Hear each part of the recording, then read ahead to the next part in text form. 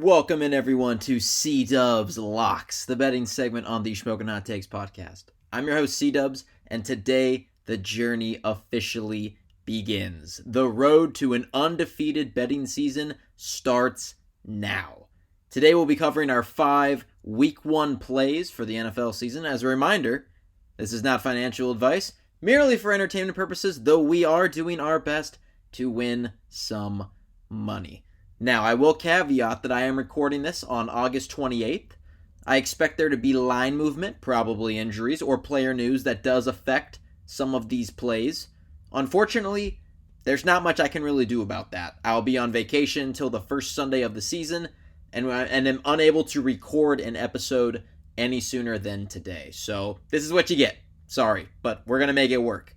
I would also highlight that Week 1 is notorious for being the most difficult week to be successful on in the betting market because we don't have any data on these teams, right? Everyone is playing their cards close to their chests in the preseason, trying not to give too much away in terms of strats, ideas, philosophies, right? You got a ton of coaching changes, so how are new coaches going to adapt in the middle of games? Offensive coordinators, defensive coordinators, head coaches, There's just so many unknowns with Week 1 that makes it really tricky to be confident on these. However, this is CDubs Locks, baby. We're always confident on our plays.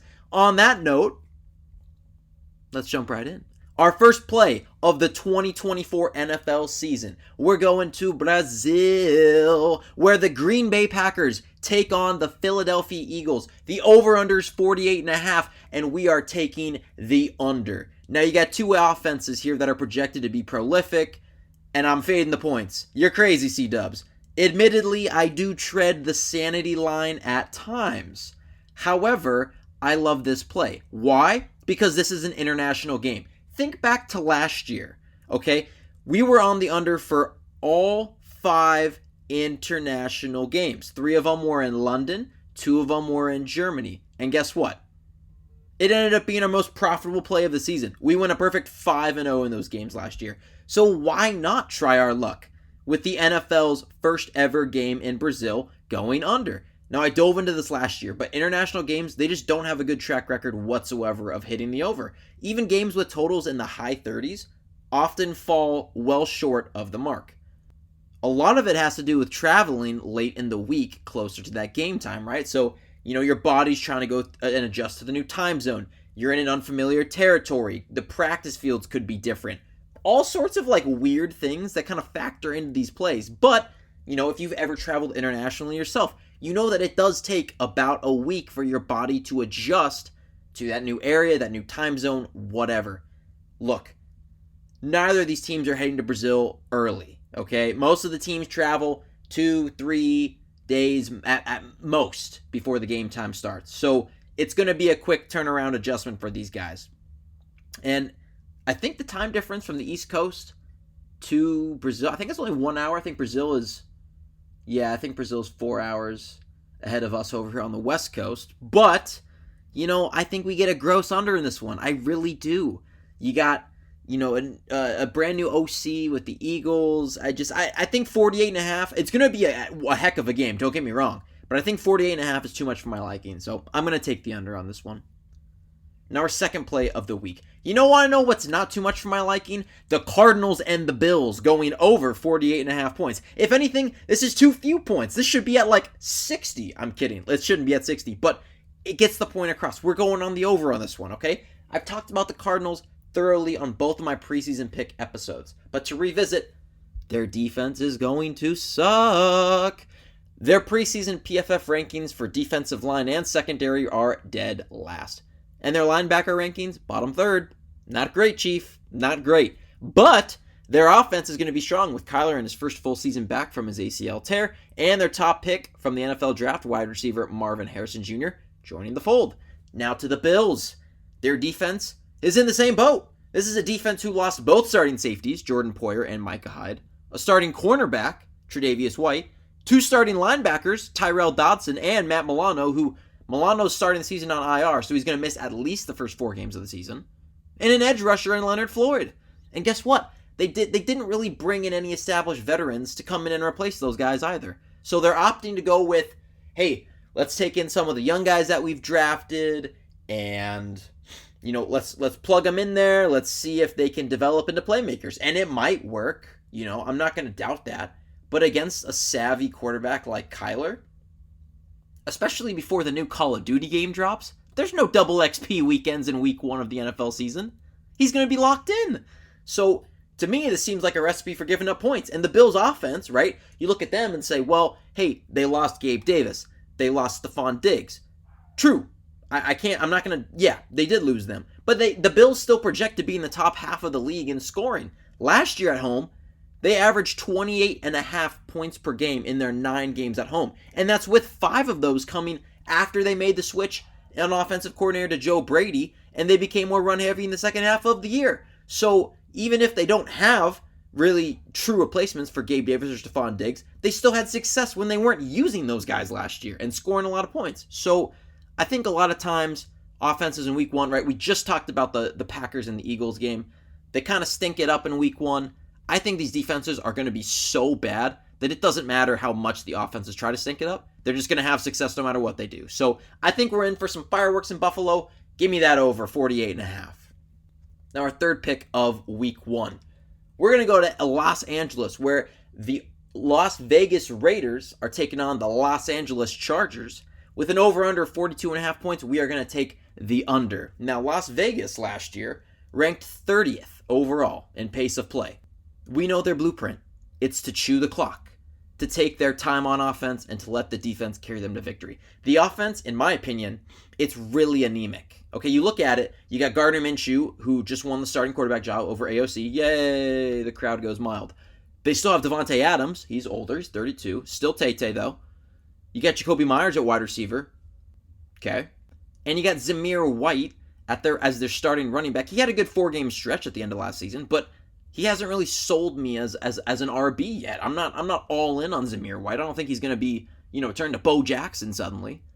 He could be solid, but I'm not quite there yet with Zamir White. So there's definitely question marks around this offense. Their defense is really good, and Antonio Pierce had those guys locked in at the end of last year. I expect that to continue. I think their defense they found the recipe for success at the end of last year.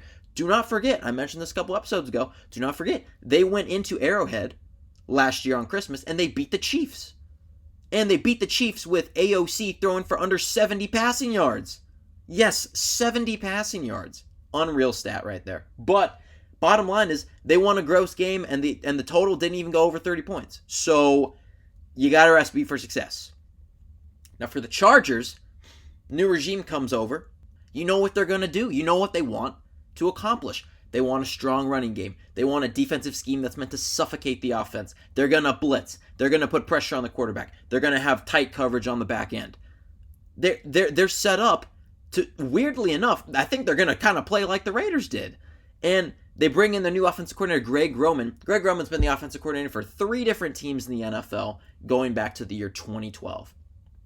His teams have almost always been in the top 5 in terms of time of possession and have almost always led the NFL in delay of game penalties. Why do I say that? Because Greg Roman takes his time getting the plays in. He's going to chew up that clock. Sometimes too much, especially with those delay of game penalties.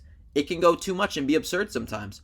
But for unders, we love coaches like this, especially when they're matching up with each other. Based on the Chargers draft, they went big into the offensive lineman with Joe Alt in their first round pick. Free agent acquisitions, or lack thereof, if you look at who the Chargers brought in as wide receivers, they didn't really bring in anyone. They invested in the draft in the lad McConkey, but he's a rookie.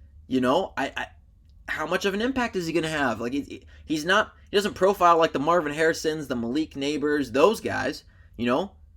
He's Lad McConkey. He's a dog. Don't get me wrong. He's a dog, but he's Lad McConkey at the end of the day. Okay?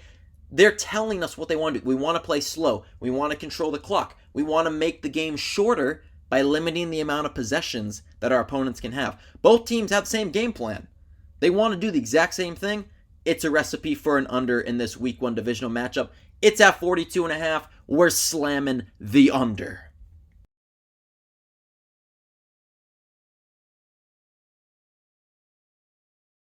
Now our fourth pick of the week. We're going to Cleveland. Weirdly enough, the Cleveland are hosting Dallas Cowboys. Weirdly enough, Cleveland is favored by 2.5 points, which is a complete flip from late July when the Cowboys were favored by 1.5. Who's sharp on this? The public? Vegas? Or are we all just getting baited into taking Cleveland? I don't know. I guess we'll find out. But I will be taking the Browns money line. I love Cleveland in this spot. Last year at home, the Browns' record was 8-1. Their only loss came against the Baltimore Ravens when they started rookie Dorian Thompson-Robinson, better known as DTR, in his first career NFL start. They got crushed. They lost 28-3. Okay. Cleveland's defense projects to be top 5 in the league once again. Last year, they allowed 270 yards per game, which was first in the NFL, and only 165 of those came through the air. I mean, look, that's just crazy. My jaw's on the floor reading this out loud, okay? Now, the bottom line is Cleveland has a suffocating defense, and they excel at home. Now, their offense, don't get me wrong, they have question marks, right? Deshaun Watson, is he healthy? Is he not? Can he throw? Does he want to throw anymore? Is he interested? Or does he just want to kick his feet up and collect his paychecks? I don't know. They still have Amari Cooper. They still have Njoku. Can they get the ball to them? I don't know. And Nick Chubb, pour one out for my boy. But they got Jerome Ford still, and he had a really good season last year. You know, he did, stepping in for Nick Chubb. So, you know, they have question marks on the offense, but their offensive line projects to be top 5 again. So, you know, I don't hate their offense. It's not great, but it could be worse. But Dallas has question marks too, especially on the road. Last year on the road, Dallas's record was 4-5. 3 of those 4 wins came against 3 of the NFC's worst teams, Carolina, Washington, and the Giants. In road games against playoff teams last year, Dallas went 0-4, losing those games by an average of 15 points. In case you didn't know, Cleveland made the playoffs last year. While Dallas is returning close to the exact same team as last year, the running back room's a mess. Okay? Zeke, Rico, they just signed Dalvin Cook this morning. I don't know who's going to get the ball, but are they going to have a single game with a 100-yard rusher this year? I don't know. Honestly, that's actually kind of an interesting bet. I wonder if K-Dog would take that. K-Dog, if you're listening, text me when you hear this. They got Deron Bland, who's banged up. He's already on IR, which sucks, right? He's the corner who broke the NFL record for pick sixes last year. Starts the season on IR, so they're down their starting corner. They're losing Stephon Gilmore, another who played, I believe he played their slot corner position last year. But again, solid piece. He's not going to be there. CeeDee Lamb sat out all the preseason. It is tough to go 0-100 in the NFL. I don't care who you are. Just about every offensive position player who has sat out the entire preseason the last, 5 to 10 years since this suddenly became a thing for people to dispute their contracts, it takes 2 to 3 weeks for those guys to get up to speed on things and to produce like the alphas that they are. Doesn't matter whether it's a running back, a tight end, a receiver, or a quarterback. It's all the same thing. If you just don't participate in those preseason activities, it takes a couple weeks for you to get up to speed. And, God forbid, all it takes is a hamstring here, a calf here, something like that happening, and you're toast all of a sudden. You're down 6 weeks in the season. So, just because they have the contract figured out doesn't mean that CD's just going to drop 250 yards in week 1. It doesn't. It's going to take time for him to get up to speed. Now, I just think this is a trap spot. I really do. I think the line is set so that people can see it and be like, oh, wow, Dallas is the underdog. That doesn't make sense. Let's hammer the Cowboys. And they're going to be shocked when Cleveland's defense holds them to under 17 points in week 1. Give me the Browns on the money line to get the job done at home. And our 5th and final play of week 1, the Panthers are traveling into New Orleans to take on the Saints. The Panthers are 4.5-point road underdogs. Call me crazy. This is a gut feeling pick, but we're on the Panthers plus 4.5. The Saints rank dead last in offensive line per PFF coming into the season. They added no offensive weapons in the offseason. Derek Carr, guess what? Still sucks. He looks to dump off 99% of the time to Alvin Kamara, who has lost a step, clearly. I don't think there's any question about that. He's not as fast or as shifty as he used to be. Their defense, which has been solid for years, is really starting to age. Defensive line has a lot of holes in it on paper. Cam Jordan hasn't had a PFF rating over 70 the last 3 years. Their secondary is going to be solid. Can't deny that, right? But should this defensive unit scare people like they used to? No, I don't think they should. Meanwhile, the Panthers completely retooled their offense in the offseason. You know that we love Dave Canales on the podcast. We've talked about him at length. But he's the quarterback whisperer. He turned around Geno, turned around Baker last year. Can he turn around Bryce Young? Bryce Young already looks better. Looks miles better in practice. And the limited preseason snaps he got. Looks real solid out there. They went out, they bring in Deontay Johnson for the receiving core.